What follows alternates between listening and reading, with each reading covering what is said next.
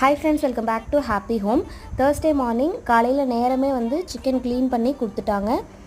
கொங்கு ஸ்பெஷல்ல சூப்பரான தண்ணி குழம்பு தான் வச்சிருந்தேன். எப்படி செய்யறதுன்னு ஷார்ட்டா பார்க்கலாம்.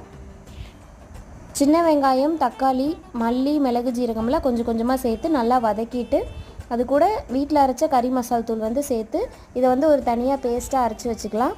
சிக்கன் வந்து குக்கர்ல தாளிச்சு விட்டுட்டு இஞ்சி பூண்டு பேஸ்ட் போட்டு நல்லா சுருள வதங்கினதுக்கு அப்புறமா நம்ம அரைச்சு வச்சிருக்கிற பேஸ்ட்டை வந்து இது கூட சேர்த்து தேவையான அளவுக்கு தண்ணி சேர்த்துட்டு உப்பு காரம்லாம் செக் பண்ணிவிட்டு குக்கரை மூடி வச்சுட்டு ஒரு 2-3 விசில் விட்டு ஆஃப் பண்ணிக்கலாம்.